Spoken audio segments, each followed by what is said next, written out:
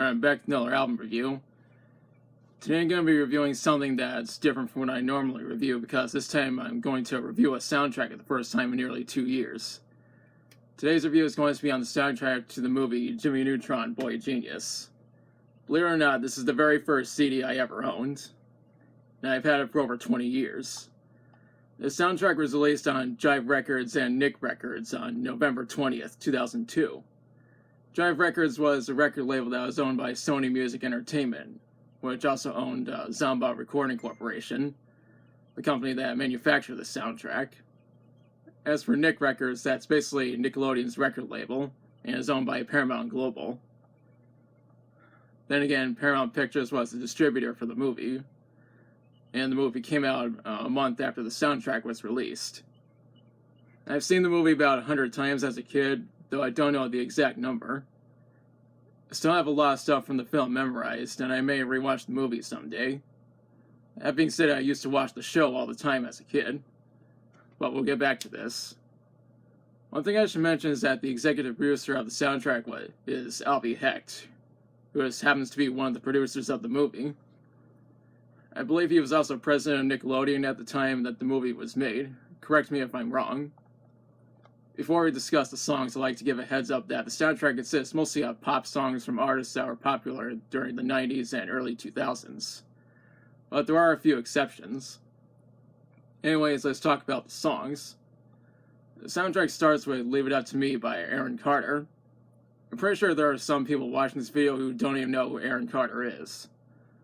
Though he has done some stupid shit in recent years, from supporting Trump to stealing someone else's artwork to use for his clothing line. This resulted in a lot of backlash, but that's a different story. Anyways, the music video was made for the song, but I'm not going to link it in the description. I'm pretty sure it is on YouTube. Granted, Nickelodeon used to air the music video all the time prior to the movie's release. And it's one of the 3 songs that Aaron made for the soundtrack. I have mixed feelings about the soundtrack starting with this song, but we're only getting started. Next song is Pop by NSYNC. Though what's on here is actually the Deep Dish Cha-Ching remix. I will be honest and say that I never grew up listening to NSYNC when I was growing up, despite the fact that I've only heard a handful of their songs. Hell, I never even heard the original version of the song. Now, up next is Parents Just Don't Understand by Lil Romeo, 3LW, and Nick Cannon. What I should mention is that this is actually a cover of a song by DJ Jazzy Jeff and the Fresh Prince. I'm not overly familiar with these artists, but I remember Romeo had his own show on Nickelodeon, and I used to watch it back in the 2000s. After that is Intimidated by Britney Spears. I haven't heard that many songs by Britney Spears when I was growing up, but she was the subject of a number of jokes in the 2000s. That being said, I think South Park had gone too far when they made fun of her for the episode of Britney's new look, but that's a different story.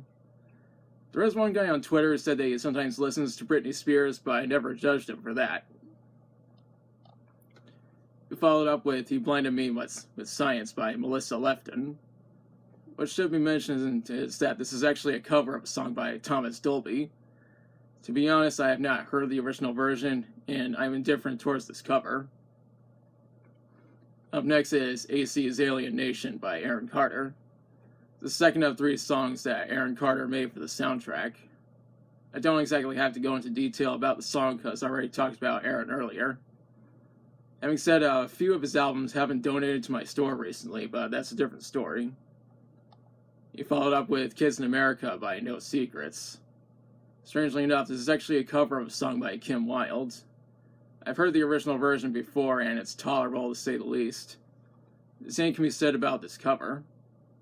However, I think Dave Grohl and Billy Joe Armstrong each did a better job covering the song. The next song is The Answer to Our Life by Backstreet Boys. I'll be honest and say that Backstreet Boys is one of those bands that I never really paid attention to when I was growing up, despite the fact that I've only heard a few of their songs. The funny thing is that when I was writing the script for this review, I completely forgot that the song was even on the soundtrack. Hell, I can't even remember what scene from the movie it was featured in. After that is The Chicken Dance by Warner Thomas. The song needs no introduction because just about everyone has heard it at this point. That's followed up by I Can Count on You by True Vibe. I'll be honest and say that I don't know much about True Vibe, and this is the only song of theirs I've ever heard. The next song is We Got the Beat by The Go-Go's. It's one of the few songs on the soundtrack that's actually from the 80s. I'm not really a fan of The Go-Go's, despite the fact that I've only heard a few of their songs. I know this is a controversial opinion, but the part where the singer says "we got it" is pretty cringy, and I apologize if I offended anyone with what I said.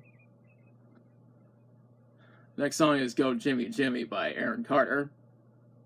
It's the third and final song that Aaron made for the soundtrack. The song stands out by being the only song from the soundtrack to be reused for the show, and it's featured in the first episode. I know this because I used to watch the show all the time.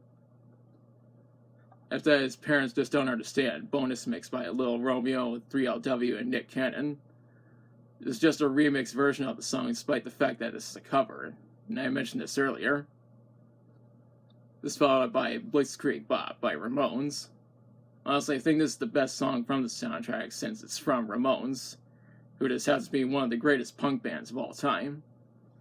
However, when the song was featured in the movie, they cut out the "shoot him in the back" part.